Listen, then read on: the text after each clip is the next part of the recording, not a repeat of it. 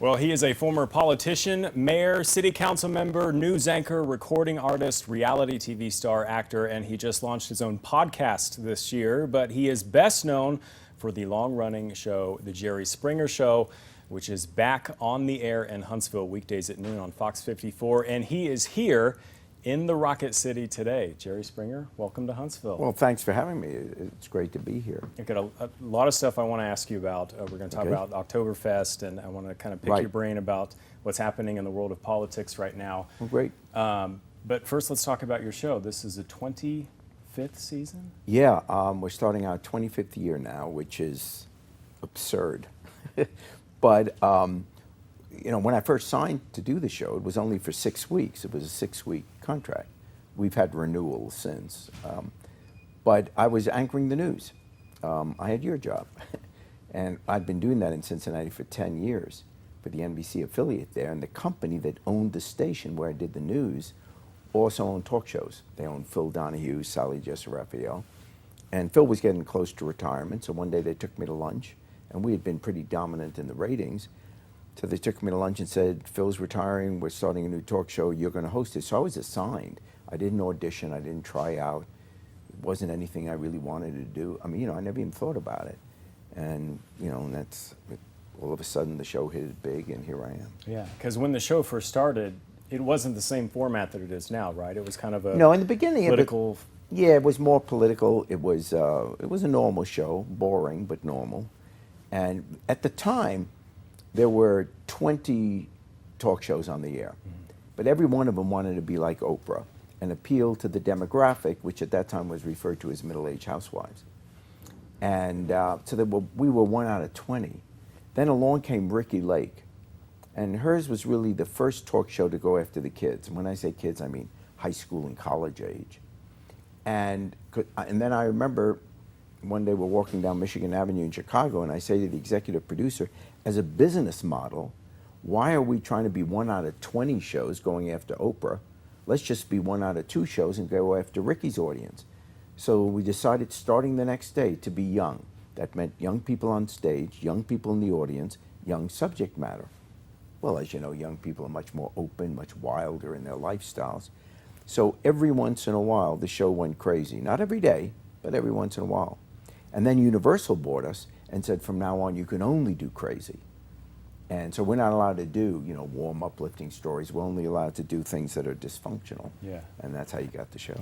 So when you changed over the format, what was kind of that aha moment that you guys realized, hey, we have something here? Was it kind of instantaneous after you switched over? Or No, did it probably took some time. I mean, we suddenly saw we were gaining on Oprah and ultimately passed her in the ratings. And I guess the moments that I realized, oh my gosh, this could be something, is when we finally beat Oprah in the ratings.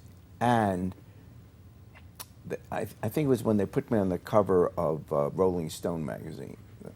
Then I remember my daughter saying, Dad? And then I figured, oh my gosh, this, you know, maybe the show, what is this? So that, and The Simpsons, being on The Simpsons, you know, then you kind of know that you've arrived in terms of pop culture. Yeah. So then I realized the show had become part of the, you know, the environment here in America. And but I've always thought the show was crazy. It's silly, but people enjoy it, and it's fun to do. You and I were kind of talking earlier about the guests of the show and some of the topics. Is there one that kind of just stands out in your mind out of all of the thousands of episodes that you'll never forget? Well, the guy who married his horse, it's hard to forget that. And but you'll be happy to know I came out against that. My final thought. But we do always run the show around the time of the Kentucky Derby because, you know, we want to get horse lovers to watch our show. I was going to ask you about the final thought. It's kind of your signature line at the end of the show. Oh, take care of yourself and each other. Yeah. With the final thought, because you were doing that when you were on broadcast journalism. Yeah, when I did the news, when I first was hired to do the news, I just finished being mayor of Cincinnati, and they hired me to anchor their news because they figured I knew the city. And I remember the very first day doing the news, they came and said, you know, what's going to be your signature line at the end of the newscast? Because usually newscasters always have their one big line. And this was the 1980s. This was 1982. And at that time, that was the beginning of the me generation, when people used to always say, take care of yourself, or I'm worth it, or, you know, just me, me, me. How can I do better? All these self-help books. And I just thought, based on my political philosophy, that we shouldn't just take care of ourselves, we should also take care of others. So that's how the line came about. Everyone said, take care of yourself, as a way of saying goodbye or have a good day. And I just thought, I'll have, you know, how about take care of yourself and each other? Yeah. And that became my line, which I kept doing during the news, and then I carried it on with the talk show. Yeah. Who comes up with the topics? I mean, are they viewer submitted? Is there kind of a producer meeting? What's the... No, it's all viewers. In other words, we get thousands of calls from people who want to be on the show. And so their stories define, in fact, we don't even put a title on the show until after we've taped the show, and then we look, because we have different stories, and then the producers sit down and come up with a title. But we never choose the subject matter. The subject matter is whatever the stories are of the people who call us. And I'm never allowed to know what the show's about. They're not allowed to tell me. So all they give me is a card, which you see me carrying during the course of the show. But all the card has on it are the names of the guests. And then my job, because I haven't met them, I don't know their names. And then my job is to find out, to ask questions that you would ask sitting at home watching the show, and then make jokes. But I never know what the subject matter is ahead of time. And that kind of makes it interesting for me. It's probably easier as a host of the show, too. So you're not putting on a front or kind of rehearsing. Exactly. It's a more honest response. In other words, if I already know what they're going to do, then I can't pretend to be surprised. But this way, I really am surprised. I say, you did what? So. What can viewers expect for this season? Because Monday is the launch of the actual Monday official is season. the launch. Watch the show Monday. The only thing I can tell you ahead of time is that I'm wearing a tuxedo. Keeping it This classy. could be the only time, you know, other than, 42 years ago when I got married. But, you know, otherwise, you don't see me in a tuxedo. If you want to see me in a tuxedo, this will make your eyes water. Steve Wilkos is kind of a breakout star from your show. He's also going to be just on like Fox Oprah 54. begat Dr. Phil. Yeah. I begat Steve. Yes, Steve was our security guy, and a really, you know, nice guy, my friend. And so at some point I said, Steve, let's give you a show. Yeah. And, you know, he's a cop, or was a cop, so he plays the tough guy role. My show, we don't deal with anything serious. I mean, people get angry, but it's about dating. I mean, they're angry and then tomorrow they're dating someone else. So we don't do any life-changing issues. Steve and Maury, they do life-changing issues. And, but ours is just a circus. Ours is, you know, sit back, relax, have a good time. I want to ask you, because you had a lengthy career in politics, you know, being the mayor and serving on city council and running for Congress. What are your thoughts on what's happening now in the presidential Well, I've been election? watching the Republican debates, and, you know, my first thought was, hey, if you're going to do my show, you should at least call and ask me. My other thought is, it's obviously fascinating, and here's how I see it. Understanding that I have a bias, and I'm liberal, and therefore you have to take whatever I say with a, you know, understanding that bias. But I think Donald Trump is the face of the Republican Party. But so the base of the party agrees with what he says. It's just that the establishment is embarrassed by the way he says it. The example I would give is this. Mom and Dad are talking in the kitchen, and they've just had a big dinner party. And Mom or Dad, one of them says to the other, you notice Sally, she's put on a lot of weight, hasn't she? Unbeknownst to them, their young child is in the next room and hears it. Well, the next week, Sally comes over to the house, and the little kid says, Mommy says you've put on a lot of weight. You are embarrassed, you are humiliated, but the fact is, you can't yell at the kid because the kid's telling the truth. And that's how, right now, the Republican Party is dealing with Donald Trump. They can't really fight him because they share his views on immigration. Yeah. They share his views on, how women on Planned Parenthood and stuff like that. And so they're in a tough bind. And it's interesting to watch. I don't think he's going to wind up being the candidate, but who knows? You said in a blog post on your website on August 11th, says, despite one of the largest fields of presidential candidates in memory, the biggest story of the 2016 election cycle so far is Donald Trump. And while it's certainly been frustrating, I wonder if we're missing the point. What do you mean by that? The point is that Donald Trump, as I said, is the face of the party. In other words, we're missing the point.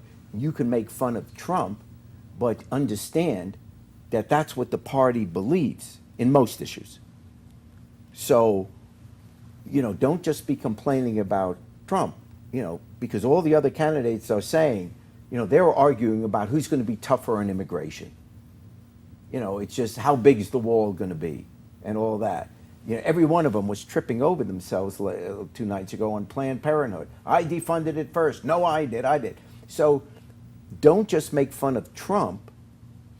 If you don't like what he's saying, think about the position on the issue. So that's what I think the point that is being missed. I think more and more people are starting to see that now.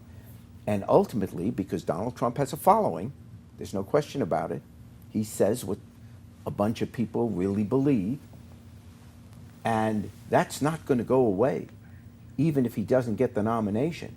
He's going to have delegates at the convention, and whoever the candidate is going to have to make peace with Donald Trump, and that's going to be a political issue. So he's, they got to deal with that issue. Now, in the past, Democrats have had to deal with that issue. Sometimes those that are very liberal in the Democratic Party, the far left, and during the 80s, the Democratic Party went through that whole period about how to deal with that. Well, this time it's the Republicans' turn, and they have a tough thing to deal with.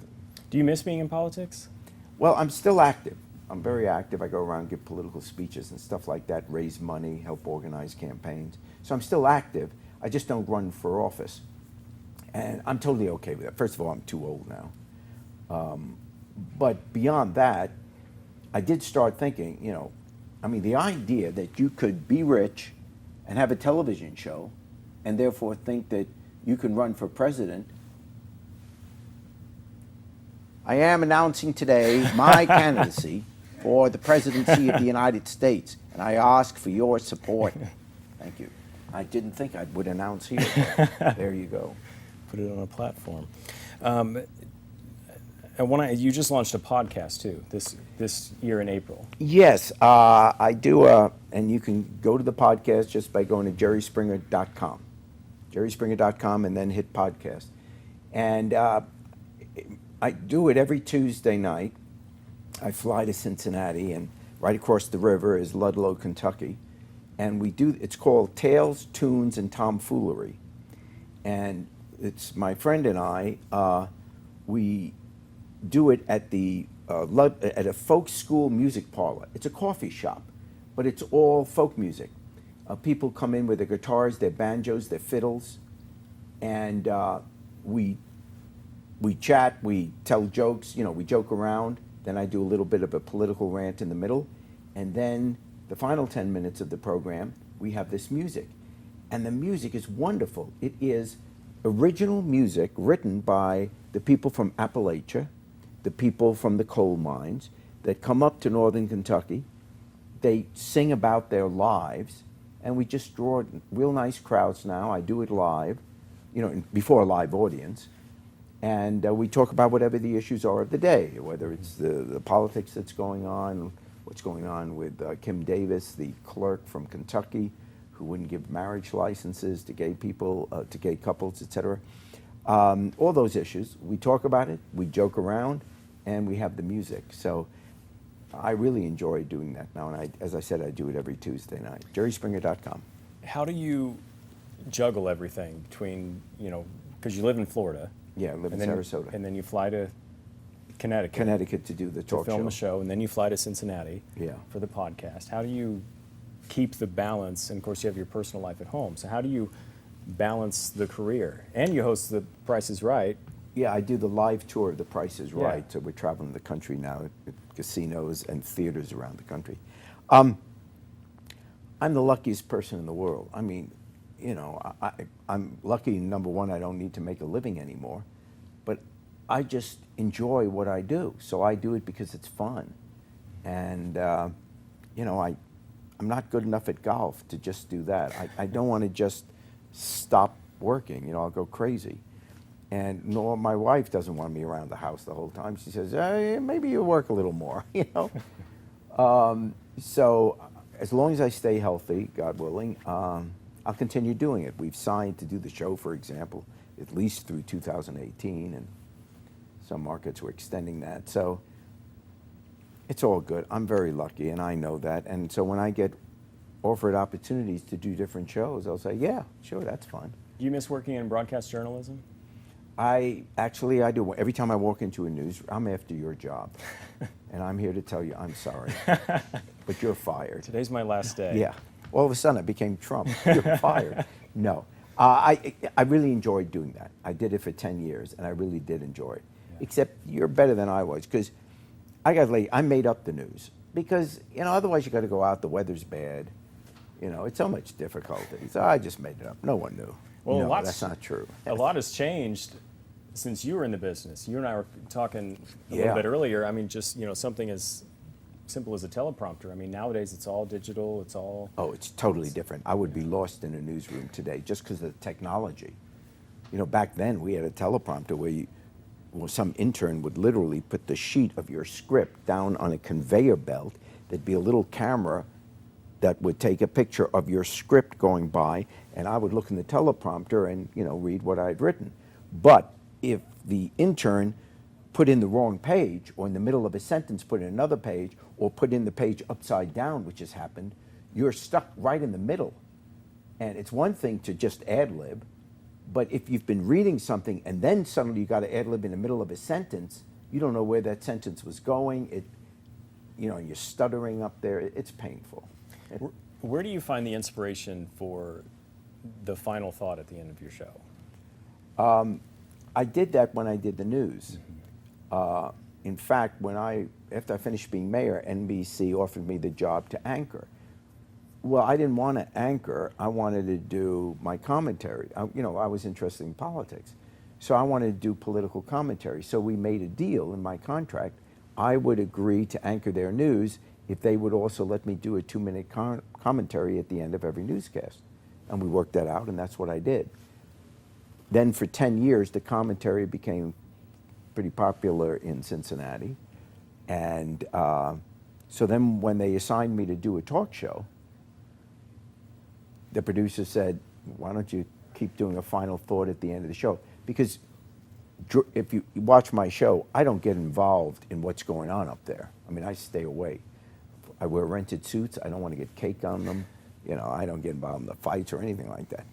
So I let everyone have their piece during the course of the show. And then when the show's over, then I take my 2 minutes and say what I think about the issue. That's how that came about.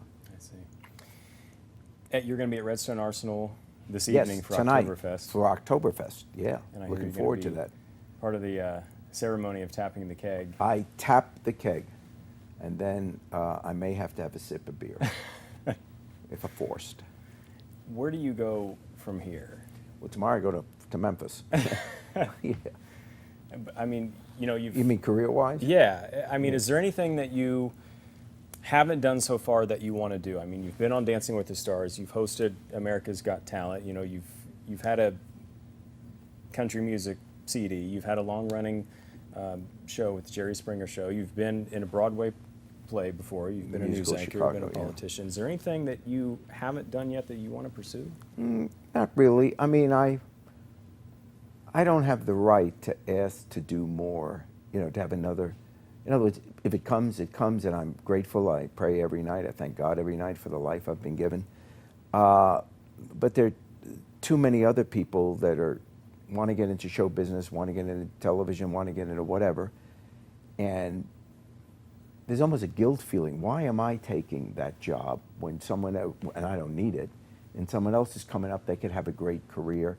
This is a young person's field, and so I'll do things that are available, and I'm the person they want, and I'm not knocking anyone else out of that opportunity. I don't need to do that. I have a wonderful family. We have our grandson now is the center of our life, and if I have time off, I'm going to devote it to him. But I have no particular, except being king. I think America needs a king. I was born in England, and I left when I found out I couldn't be king. But now, why not? I'd be a good king. I'd be benevolent. I would just think of all the parties we could have. You could be president and king. Exactly. Well, let Trump be president, I'll be king. There you go. Well, it has been a pleasure having you here. Yeah, nice talking in with Huntsville, you. And it's great being in Huntsville. This is a great cool talking community. to you. Come back anytime, bring your grandkids, and visit some of the attractions and the scenery around here. Yeah, I'm looking forward to doing that. And we'd love to have you back anytime. Thank Jerry you. Springer Show, the new season premieres Monday, and it will air at noon weekdays on Fox 54. Jerry Springer, thank you very much. Thank you. Very nice.